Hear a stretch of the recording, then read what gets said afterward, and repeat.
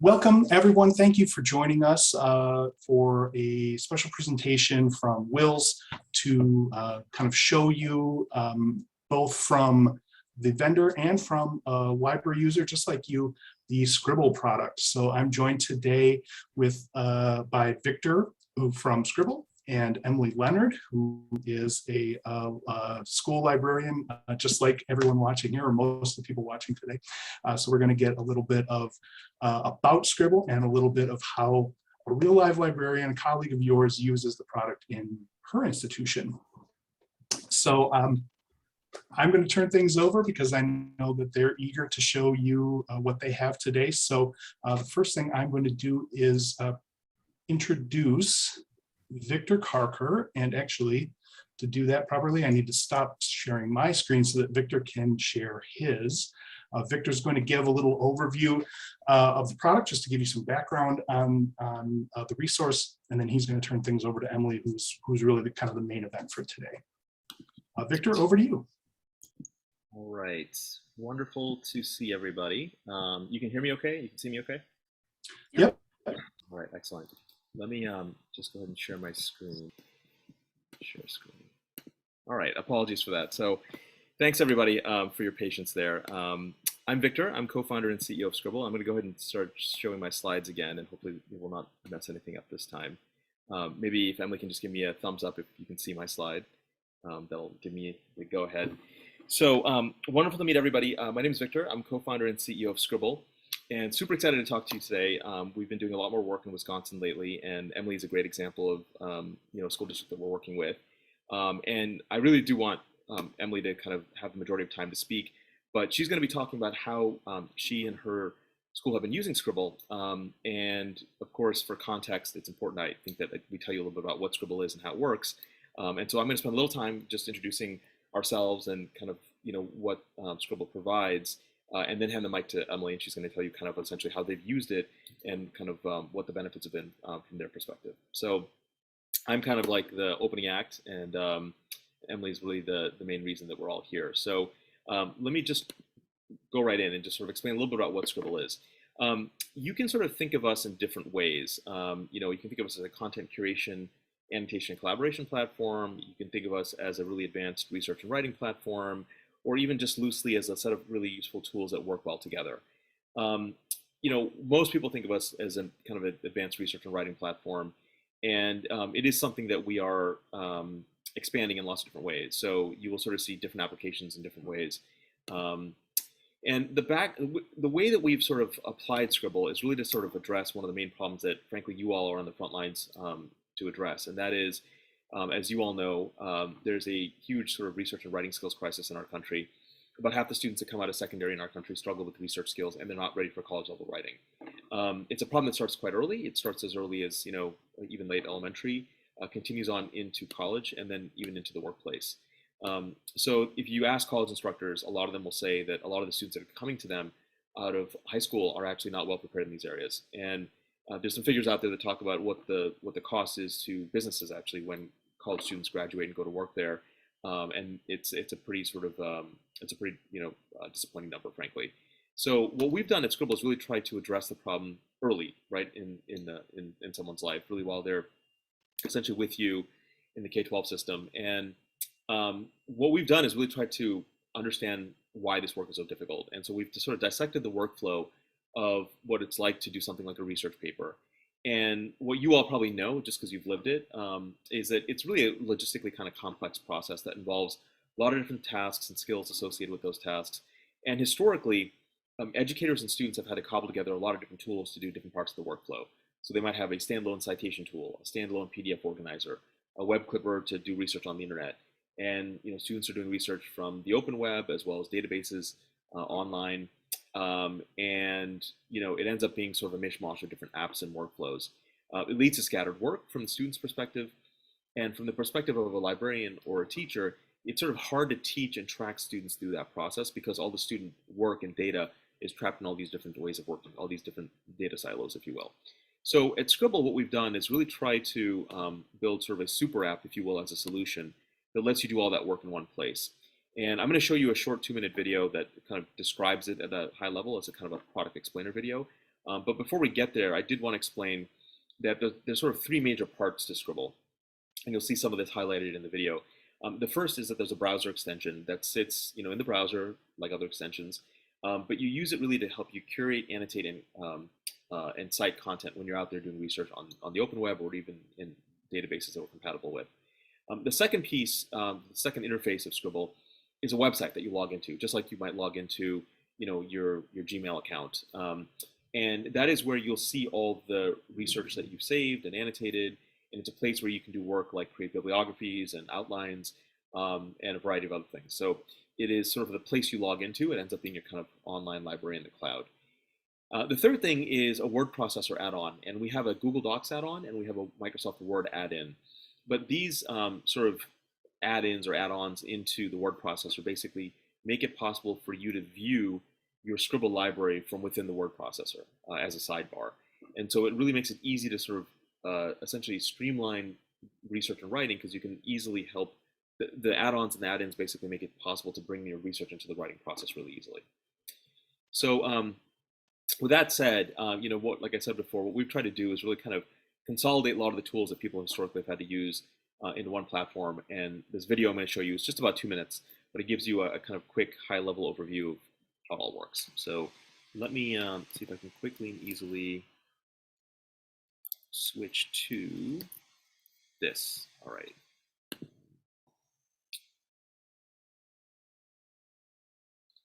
Turn the volume up. Until now, students have had to use multiple separate tools for their research and writing work, making it time-consuming, frustrating, and hard to stay organized throughout the process.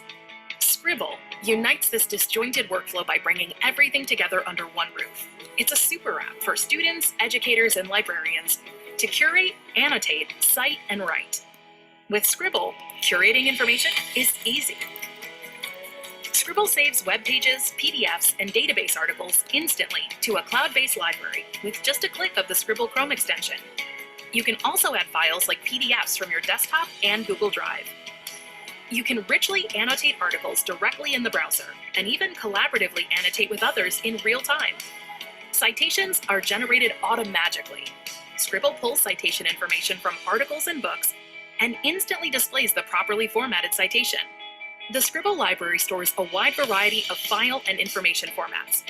Stay organized by using full text search and tags to find articles. Scribble also empowers the writing process. Quickly generate an outline by dragging and dropping quotes and comments from your Scribble library.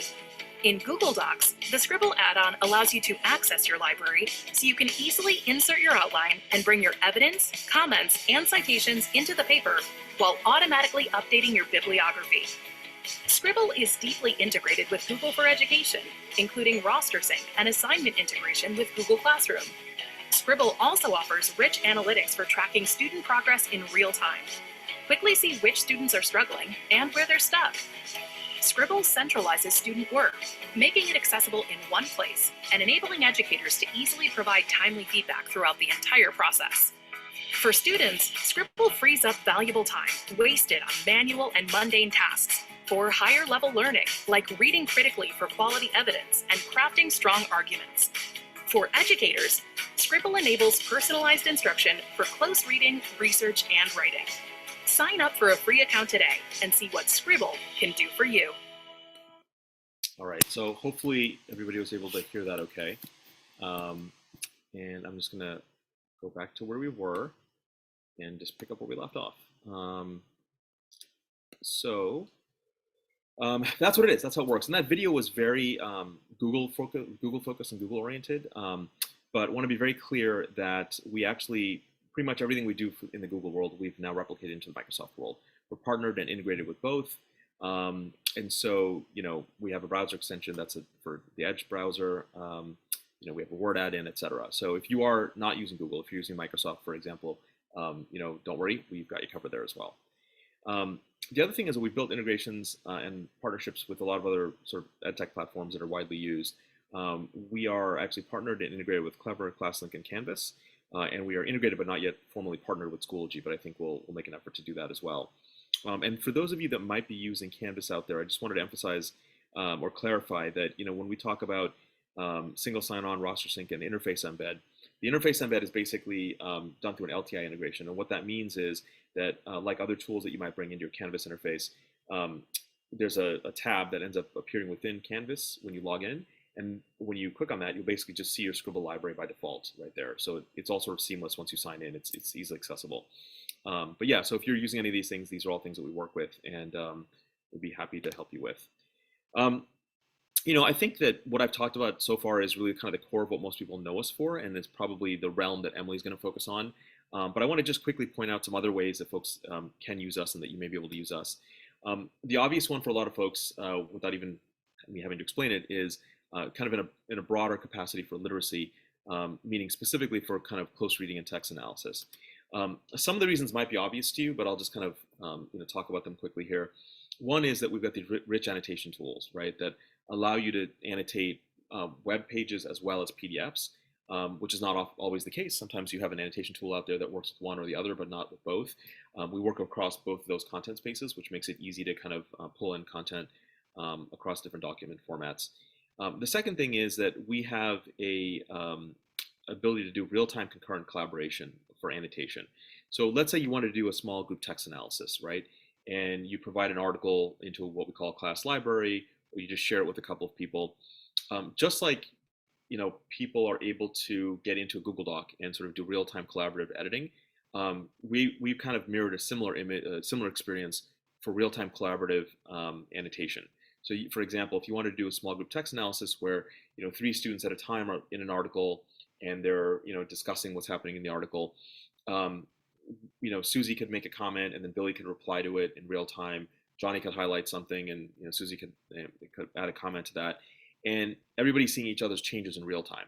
So it's real-time concurrent collaborative annotation, which we've been told can be really a game changer if you want to do this, kind of during class time, because normally the way you do it might end up being pretty clunky using traditional tools.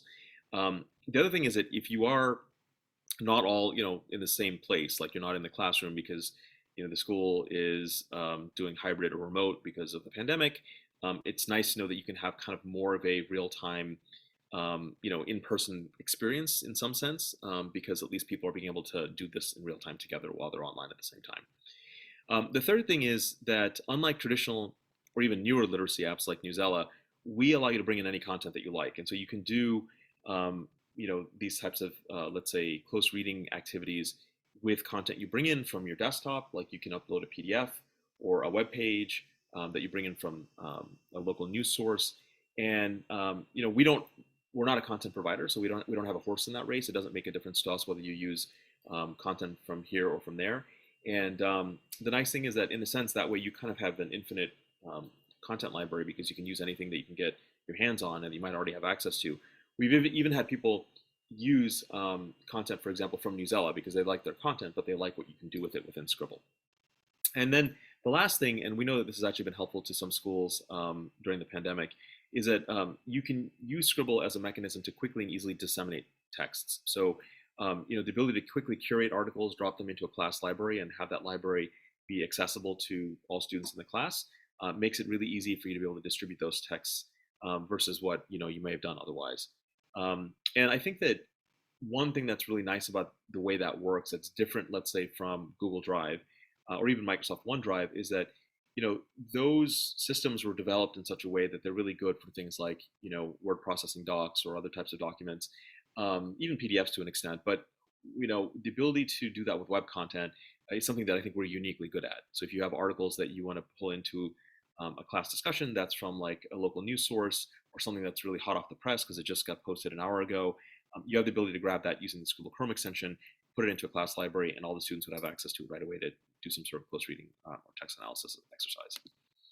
I'm not going to go into each of these in great detail, but I did want to say that we have built a number of text accessibility and the comprehension tools as assistive features. So read aloud, translations, and definitions. And I'll just say that these are not new concepts in the world. Surely you've seen some of these features in other platforms, but I think what makes it unique and interesting and different in our world is that we get to combine them with annotation, which you've already seen now.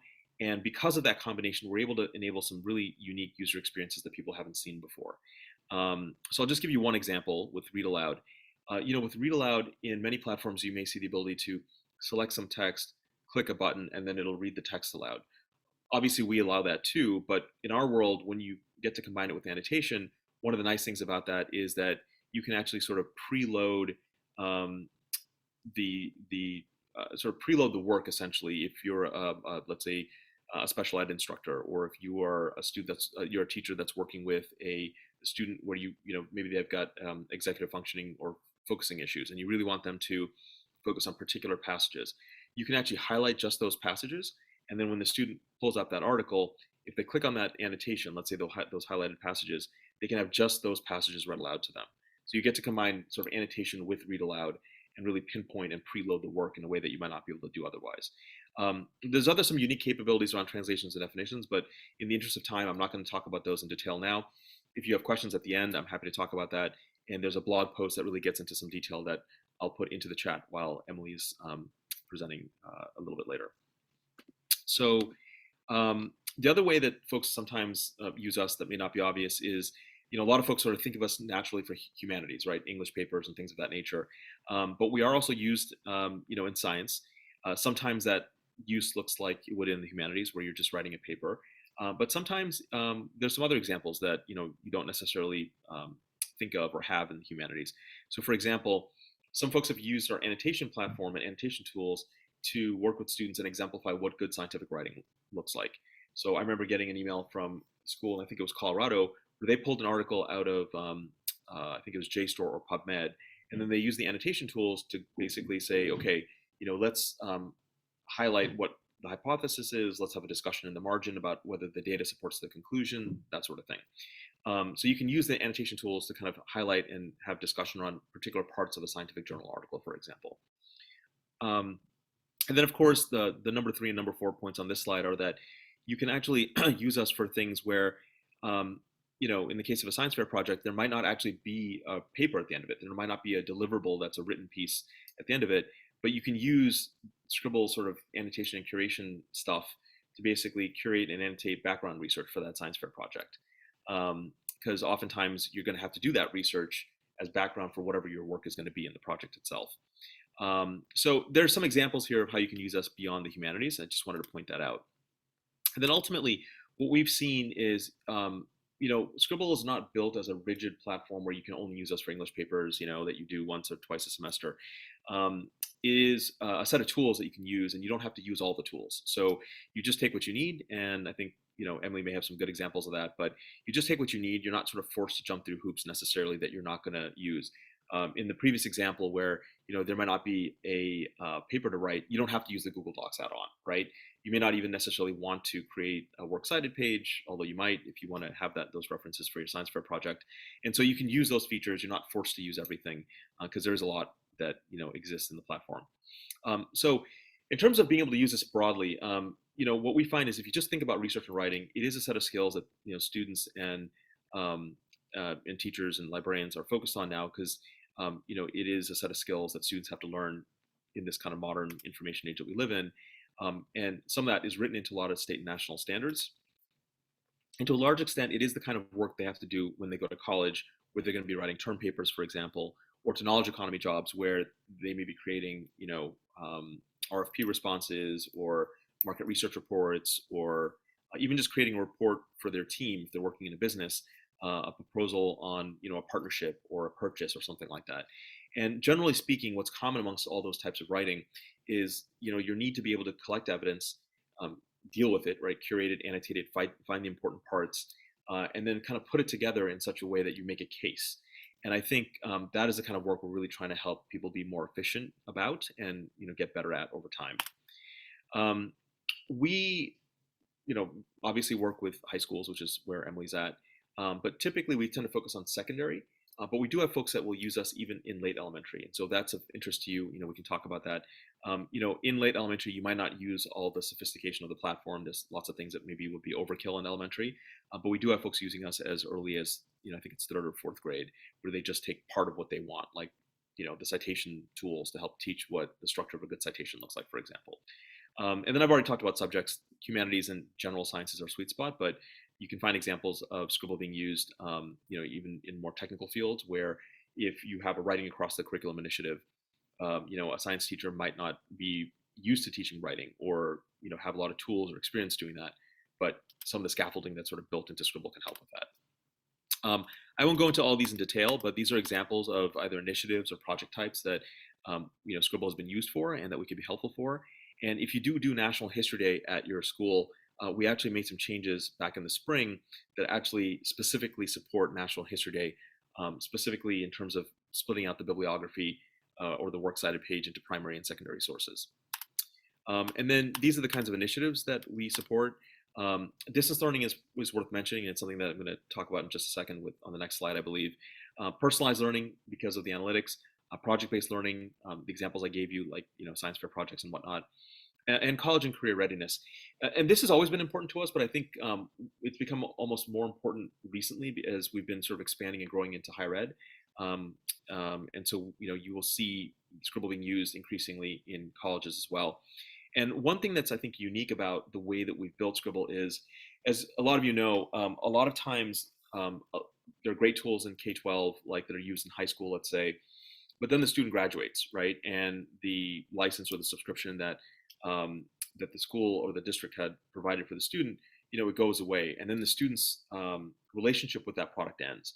The way we built Scribble is a little bit different, because I knew that this is something I would need in college when we started the company. And we knew that it'd be something that would be used across, let's say high school, college, maybe even the workplace. So what's unique here is that when a student leaves a school or graduates, they can associate their personal email address with their account, and that essentially converts it into sort of a free basic plan account that they can then take that account and the data in there to college with them and continue to use it if they like in the free version, or if they want to pay for the paid version to upgrade on their own dime, they can do that with a credit card. So the ability to kind of take that with you is something that some district leaders have told us that they really like, that we don't kind of abandon them when they leave high school. I won't spend a lot of time on this. This is just to say that we do some work kind of in your region. Obviously, Emily's going to go into detail on what they do at their school, and she actually had used us previously with another Illinois district that's not listed on this slide. I believe it was Grays Lake, and so she may want to talk about that. And then I will just say that one of the things that we did back the early part of the pandemic was sort of identify and explain how Scribble could be useful during pandemic setting, or when if you're not all in the same place. The basic gist of it, which I think a lot of you probably know from having done the work you've done, is that historically research and writing involves a lot of face-to-face feedback, right? And I've been in classrooms when teachers and maybe librarians are actually doing, I think it's the teachers that I've done it, where they're saying, okay, this Wednesday we're going to spend 5 minutes with every teacher or with every student and look at all their sources, and the next Wednesday we're going to look at their outline, etc.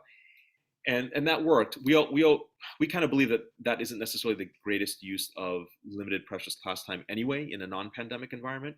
But if you are in a pandemic environment and you're doing remote learning, you don't have that luxury, right? And I think a lot of people faced that last year, and unfortunately some are facing it this year still.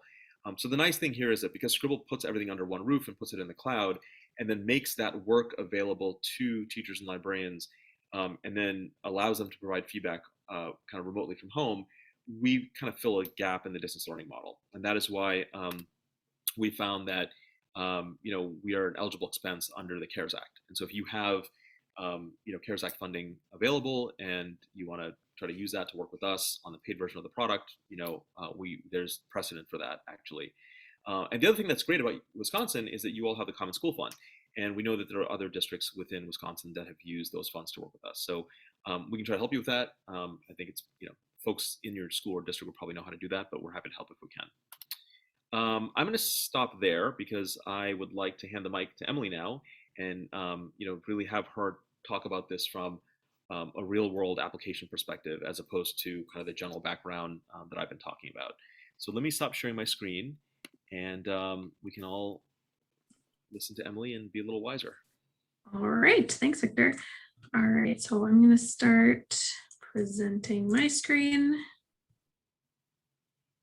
There we go. All right, so hi everybody, I'm Emily Leonard. I am the library media specialist at Menomonee Falls High School. This is my second year at Menomonee Falls High School. And so just a quick overview of, how we're using Scribble so far. So last year was our first year bringing Scribble on. And it started out just as an English pilot. I wanted to gauge interest and I wanted to see how it would be used. And so I rolled it out as a pilot with 2 sophomore English classes as they were doing a research project. And the word got out about how awesome this app was and how successful that research project was. And so I had 2 additional classes who actually asked to be brought on to the pilot. So we also rolled it out with a junior class and a senior class. And it went really well. There was really positive feedback from both the teachers and the students. So this year, we did a full rollout with all of the staff. I got the opportunity during our first week back to talk to all of our staff members in a small group session and show them how to use it, show them the features, and kind of give them a brief overview of how they can use it with their classes. And I'll be honest, when I rolled it out with the staff, like, there were jaws on the floor because people were just so excited to have this in their arsenal, because it is really, really a really great tool. In the video that Victor showed, they said a super app, and Scribble truly has been a super app for us. So far this year, it's been a very busy school year. Like I said, I rolled it out with the staff, and then I've been busy working with every single freshman class in their social studies. So they're all taking world history. And we rolled Scribble out for the world history research project.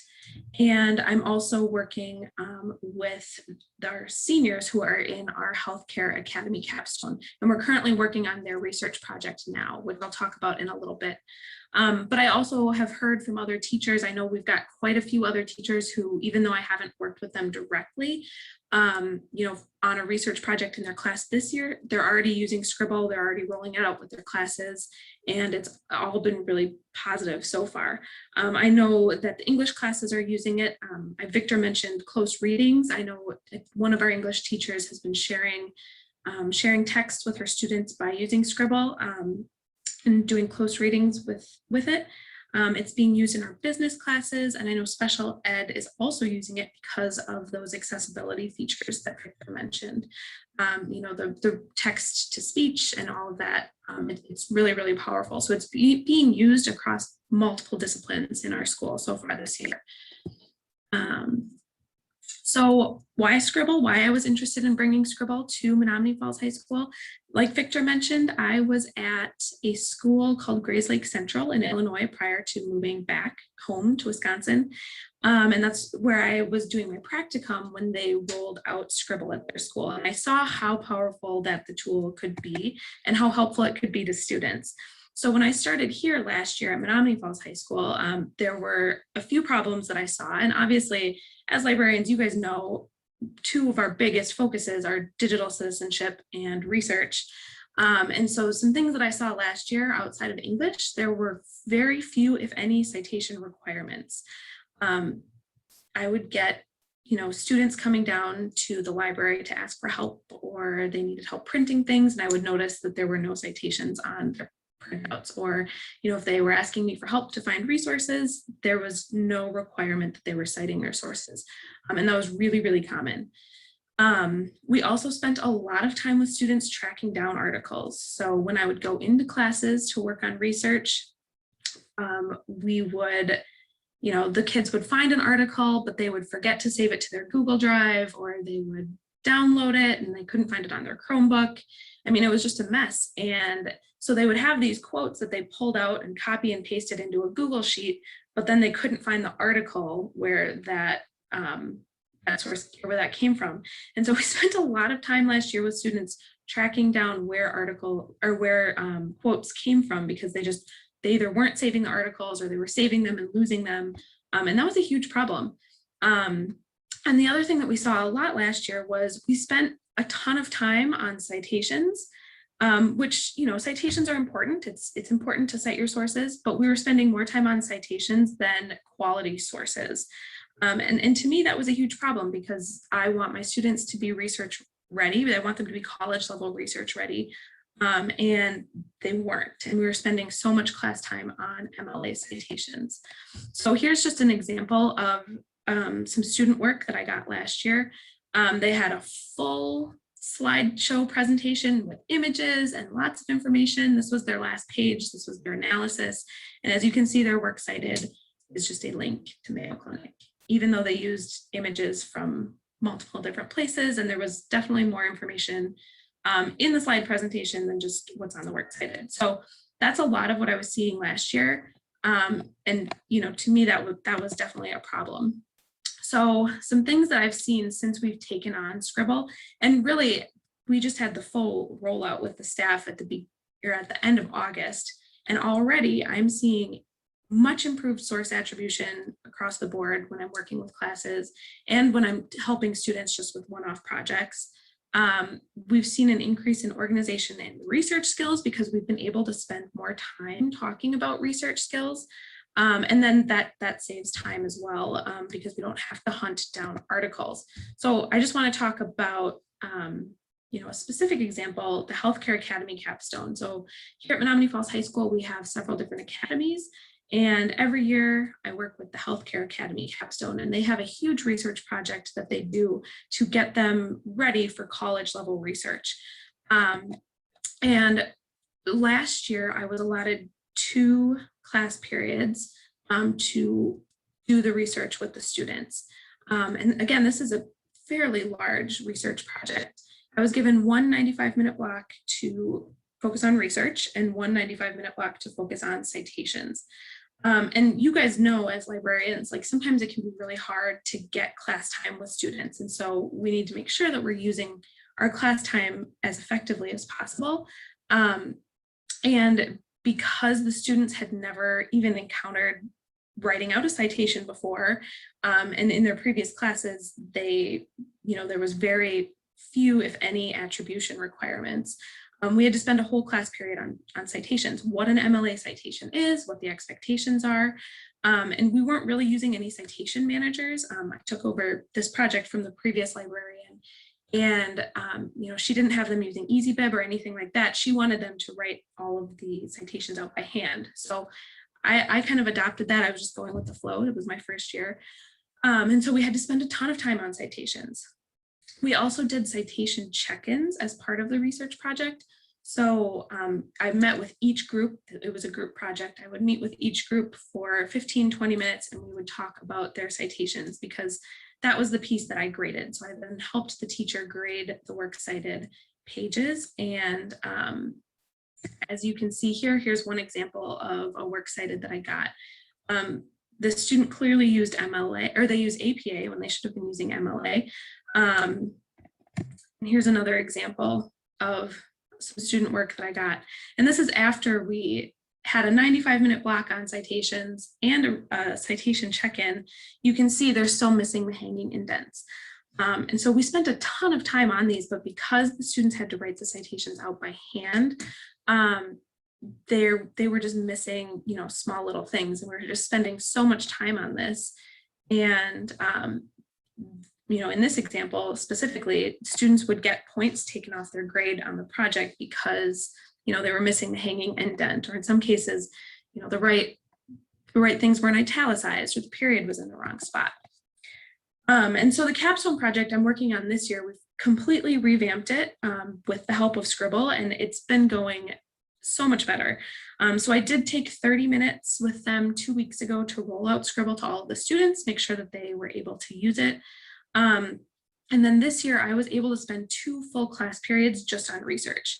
We didn't even touch really on citations because Scribble is going to help them with that.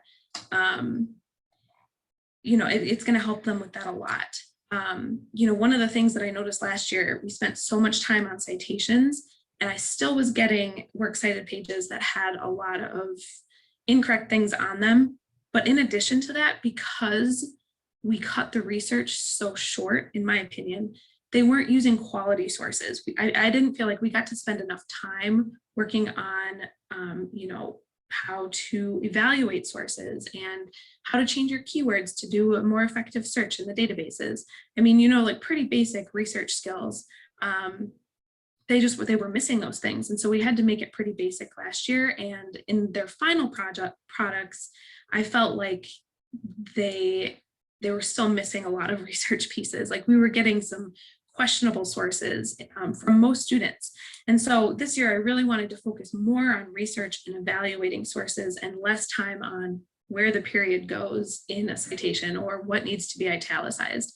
And this week I just started doing the research check-ins with the students in this class, and I'm blown away by how well these students are doing with the quality of the sources that they're using and the sources that they're finding. I mean, it's been a complete 180 for this project because the students, because we got 2 full class periods of research, they're just better equipped to handle this college level research that they're expected to do.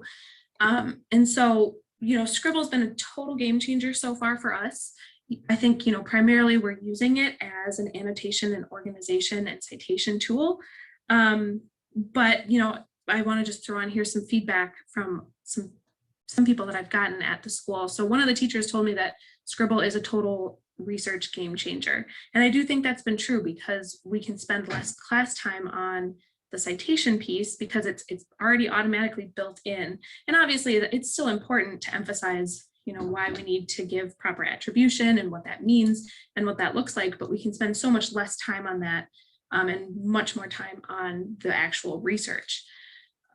One of the students that I talked to who, you know, through her research check-in for this healthcare academy, she really found that it's making group collaboration a lot easier for her. So this healthcare project that I'm doing is a group project, and the students they have to work together. And before, you know, they were trying to share documents with each other, and it was really messy. And this year, they are all doing a shared Scribble library. So the students are able to just everyone adds their sources to the Scribble library. It says who added what source. They can add custom tags to each source. So, you know, we could say this one's background information. This one is related to causes and effects, etc. So, you know, the one student that I talked to here really loved the organization piece to it. And I can already see differences in, you know, the annotation that they're doing and the organization. And then the last student that I talked to today that I just wanted to highlight because I thought it was really good feedback was that annotating using that toolbar is much easier than annotating using Google. So last year, what the students were doing with their project was they would find an article and they would copy and paste from the article into a Google Doc. And then they would try to annotate from there. I mean, it was a really sloppy process. And for these students, the annotation is already built into that Scribble toolbar. They find, you know, they find their article and then they can start annotating, and then they can very easily share the annotations with their group because they're all using a shared library. You know, it's been really powerful, and I think it's been kind of fun for some of the students because they get to really like choose how they're organizing it. They can highlight in different colors, and this, you know, one color means this, one color means that, and they can add questions to each of their sources. So, you know, they are using the sidebar and the commenting feature to ask questions, and yeah, so it's been really great. Like I said, it's really changed how research looks in just the short time that we've been using it, just because we can spend so much more time on quality research versus the citations. But it goes beyond citations.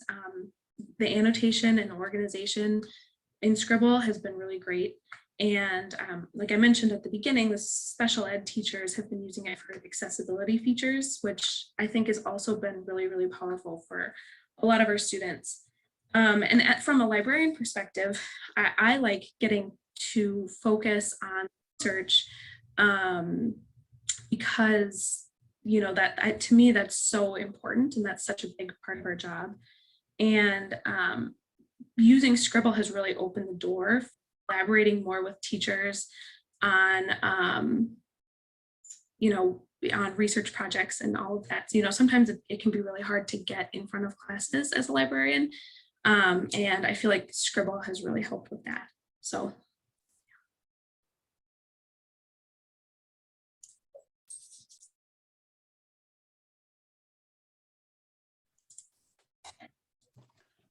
Great. Thank you so much, Emily. What a great presentation. It's so exciting to see how that real world use of one of our resources. It's not the kind of thing I get to see a lot since I'm not actually working in a library these days. So that's super, super exciting. I've been keeping an eye on our Q&A tab and watching for questions to come in on chat. I haven't seen any questions come in, but I think we might be at the point where we're ready to take questions if anyone's got any for either Emily or Victor or me, but I mean, I think I probably have less interesting answers than either of them would. So looks like Elisa has raised her hand. Oh, great. Can people show themselves, or do they need to be enabled? You know, they would need to be enabled, but I do see here in the Q&A module, Alyssa says, Emily, do you use the metrics often? Yep. So when it comes to the metrics, I do look at those. Like when I was doing my research check-ins today, there is that metrics tab where you can see if it's coming from the open web or if it's coming from the database. I have been looking at that for sure. And it's been very helpful. It's a helpful way to lay it out. Great. Another question here from Michelle says, in a group project, can each student create their own final product that gets turned in? I'm not sure if that makes sense. I don't know totally, but I'll leave that to Victor or Emily to answer that. Sure, I can take that one. In a group project, oh, I see. Okay, so actually, we're building towards that right now. The assignments that are there in the assignments interface, where you actually turn something in, are actually individual assignments. So we don't have the notion of a group assignment in the system yet, but we've built part of that. We're going to be hopefully getting that out later in the school year. So, but I want to be very clear that having assignments be individual does not prevent collaboration, because you can still collaborate in other ways outside of having an assignment. Like I think Emily mentioned some examples, but you can have a class library, you could have a group library, and people can actually still do that work. And collaborate with other students. It's just that within the assignment sort of infrastructure we've built right now, we're only supporting individual assignments. So hopefully that helps. If that doesn't help, Michelle, if that doesn't answer your question enough, I think we could let you off. We could unmute you and let you clarify if you need to. Another question, a follow-up question from Melissa came in saying, in the metrics, what do the red, yellow, and green indicators mean? She said she's played with it a bit, but she doesn't have a strong understanding of that. Sure. So there are for some metrics, like I think it's like, for example, if you decide to assign like a word count, like a paper has to have 500 words or something like that. There are some general kind of not guidelines, but like sort of boundaries that we've put in place where, if the student hasn't done anything yet or is below, I think, 10 or 20% of that goal, I forget what the exact numbers are, they're in red state. And if they, have done a decent amount of work, they're in kind of yellow state. And if they kind of have met the goal, then they're in the green state. So that's typically what it means. If you need to know what the actual number thresholds are, we can get that. I don't know that off the top of my head, but it's meant to be kind of like, are you in safe, are you close to hitting the goal or not? It's kind of the intention of that. That makes sense.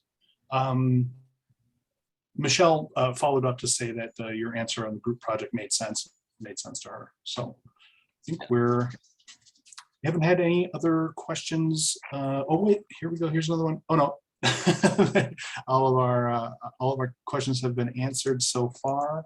I don't see anything else coming into the chat window.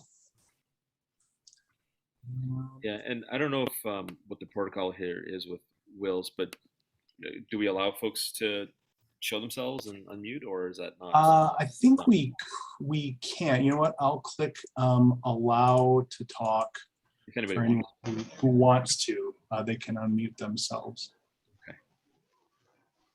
Okay. Any other questions or even feedback if people have it? That's always welcome as well if anybody's interested. We have one question here asking if it's possible to show a little, is anyone in a position to open the program up on a screen share and just kind of show it a little bit? I'm not, but Victor or Emily, do you have Yeah. something to just show? I would always defer to Emily, but I don't know if she's allowed to, given that she may have real student data in there. Yeah, I've got student information in there. Okay, so I think I can pull up, if you give me just a minute, possibly a demo account that that might be able to show you some stuff, and I can actually point out some things that we didn't cover in great detail if it's of interest to anybody. One thing that I did just think of, and this isn't related to the question really, but just another thing that teachers can use this for is, I know some teachers are using Scribble for professional articles, like as they are doing their own professional reading, they're saving them to Scribble and annotating. So it's useful for teachers too. Yeah, and actually, you know what that reminds me of? I actually had a couple slides about help resources that might be worth covering. And one of those topics I was going to cover was actually about staff productivity and collaboration. So if it's okay with everybody, maybe I'll just show that real quick, and then I can actually even go into the demo account to show where the help resources are. And so we'll kind of do both those things. Let me share my screen again. I didn't do this earlier because I didn't want to run into Emily's time too much, but I think it's a good idea now.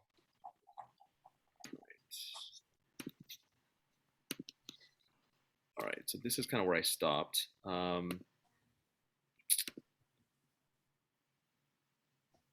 Yeah, let me just show a couple of these slides, and then I'll actually show you the demo account as well. One of the questions that we get when people are new, obviously, is how do I get started? The simple answer is just go to our website and sign up for a free account. There's a free version, there's a paid version. Obviously, Emily's school is using the paid version, but we have a free version you can use forever. We have a free education version and a free, what we call consumer version. So there's a basic plan, and when you're signing up and kind of getting onboarded, if you indicate that you're a teacher or a librarian or a student in K-12, you can actually get a free upgrade to what we call EDU Pro. To EDU, Scribble EDU. And then of course, Emily and her folks there are using EDU Pro. But bottom line is you can go to the website and sign up. You can add the Scribble Toolbar browser extension that we showed earlier. That's under the Tools tab on our homepage. And then, of course, from within Google Docs, or I think there's a different way to do it for Word, you can get the add-on or the add-in. And if you do end up using us kind of at a school or a district level, like Emily and her folks are doing there, we recommend, particularly now during the pandemic, that it's easier for everybody if the tech administrator, for example, if you're a Google school, to have the Google administrator just push out the browser extension and the Google Docs add-on to all the user accounts, so that teachers and librarians are not inundated with like really simple questions about, where do I get this thing and how do I add it? And we recommend it because really the Chrome extension and the Google Docs add-on are kind of out of the way unless and until you need them. So it's not like it's a lot of stuff in the way, but if they do need it, it's always there and it's easy to access. And then in terms of the help resources, or actually staff productivity and collaboration. So this is the topic that I think Emily was just hitting on.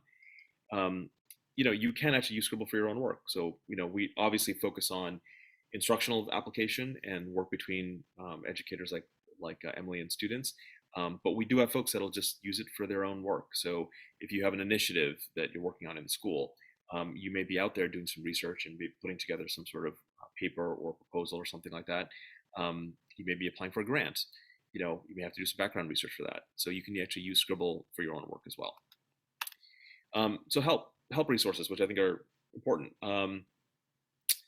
So in Scribble, when you're logged in, there's a help menu at the top navigation bar, and when you go there, we've got some interesting tools. We have a how-to guide section.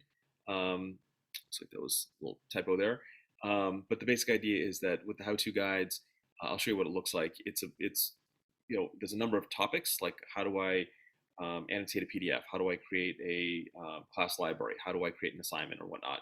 And for each one of those topics, there's a guide that is essentially between 2 and, let's say 8 steps. And it's typically like a little bit of text on the left, like a caption, and then a screenshot on the right that'll just kind of walk you through step by step how to do whatever that thing is. We also have in-app tours. which are basically a way of just kicking off a tour for a particular part of the interface. So you can see, for example, how the outlining tool works or the outlining editor. You can actually say, show me that tour. It'll navigate to that outlining editor, and then it'll basically light up certain parts of the interface, and it'll explain what that is. Here's what this thing is, then you click next, this is what the next thing is, etc. We have an FAQ that's linked to from the bottom of the site. When you're logged into your account, it's at the bottom of the library. It's like any FAQ. One nice thing about it is that it's full text searchable. So as you start typing, we tend to show a typed suggestion of the question or content in an answer that you might be thinking of. And then of course, you can go to our blog where we've got product posts. And I think I did actually promise that I would put a blog post into the chat, which I didn't do. I'll go ahead and do it now here at the very end. That is about our assistive features, which I mentioned earlier. And I think if it's possible, Jeff, maybe when we send out the recording, if we can include, that blog post and maybe another one that might be useful for people to see that we just put out there regarding assignments, that might be a helpful resource for people to quickly access. Yeah, we could definitely do that. Okay, so let me just really quick go to this demo account, and it's not particularly well organized on a particular topic, so just take it for what it is, just kind of a lot of random stuff in here.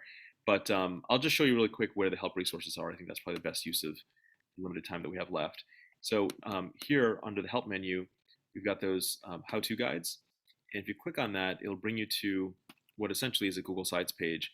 And if we look at these different topics, we say, how do I, for example, use the toolbar on a PDF, meaning the Scribble toolbar that allows you to annotate. You'll see that we're brought to that question. And then, as I said before, there's a caption on the left, the screenshot on the right, and it'll say, hey, you need to click on the Chrome extension. And then, another way to do it is you can open a PDF and next step, next step, next step, etc. So that is essentially how the how-to guides work, meant to be so visual so you can kind of get a sense of what the interfaces look like when you need that help. The other thing I mentioned is we have tours, what we call in-app tours. When you first sign up for an account, you'll get the Getting Started tour, which looks like this. Let's see. So hey, this is where certain tools are. Great, click next. This is where your classes are organized. If you're obviously in the paid version of the product, then you'll see that it says, this is where assignments are created and maintained, etc. And sometimes when we're trying to explain what something is, it won't make sense because it'll say, hey, here's what all your articles are going to be. But when you first come in, your library is empty. So sometimes what we try to do is put a little screenshot in there or an animated GIF so you can get a sense of what that would look like if there was actually something in there. So, hey, this is what the library looks like, for example. Another example would be like, hey, show me how the bibliography editor works. Okay, so we'll bring you to the bibliography editor and it kicks off the tour and you can click next. And here's an example of, a animated GIF that'll show you that you can actually bring a citation. You can drag a citation from the sources sidebar directly into the editor, which is right here, and that's how you can build your works cited page.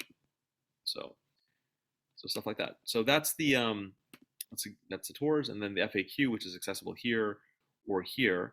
When you click on that, it will bring you to this, and again, if you start typing, it'll do a typed suggestion of whatever the text is that it thinks you're talking about. I think that's mostly it.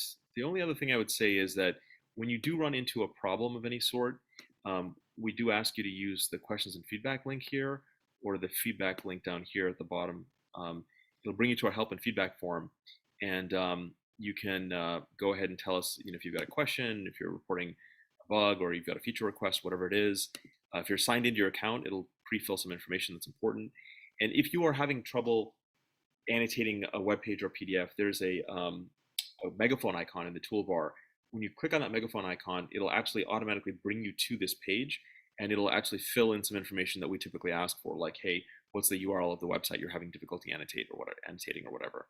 And if you are actually reporting an issue on behalf of a student, we do ask you to please check this box and let us know who that student is, because oftentimes we can't communicate directly with the student if the school has a policy where no outside emails are allowed.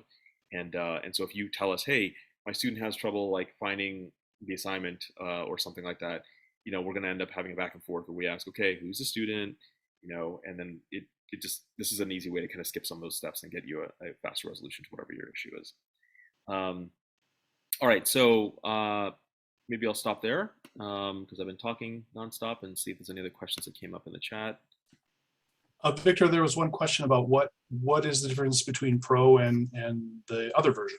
Great question. So there's a lot of differences, but I want to just quickly point out that when you're on our site, a quick way of understanding that is to look at the Plans tab.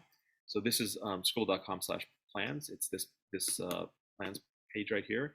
And really, for education users like you folks, you really want to pay attention to EDU and EDU Pro. And so EDU Pro comes in 2 flavors. So if you're an individual student, you can actually buy into the paid version of the product on your own.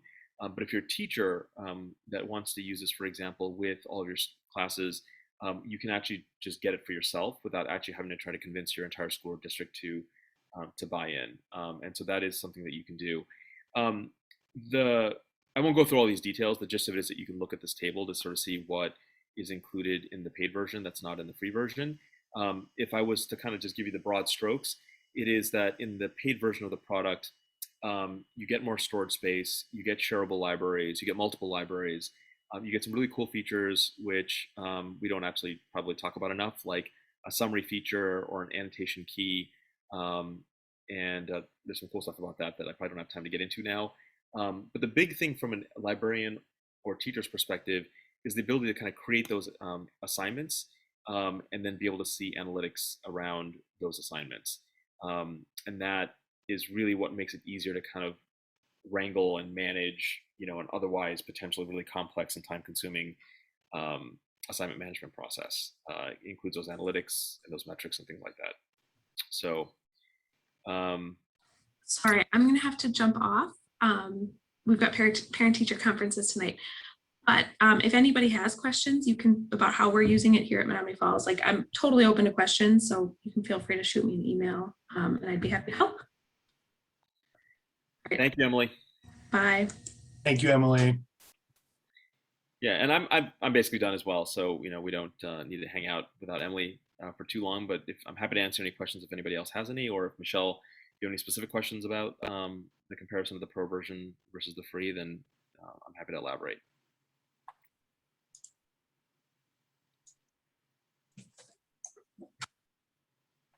No? I don't see anything more coming in. We've hit 4:30, so I think it's a good time for us to wrap up for the day. Do keep an eye out, those of you who are still with us, for a follow-up message from WiLS.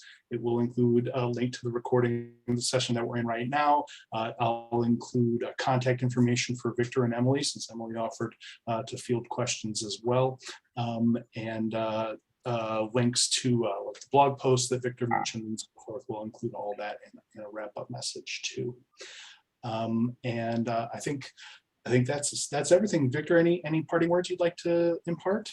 No, we love Wisconsin. We've got a lot of your peers actually that we've been starting to work with since we sort of started working with WiLS. So we'd love to work with you. Reach out and we'll certainly follow up. And have a great night. Fantastic. Thank you, everyone, for coming. Thank you for Victor and to Emily.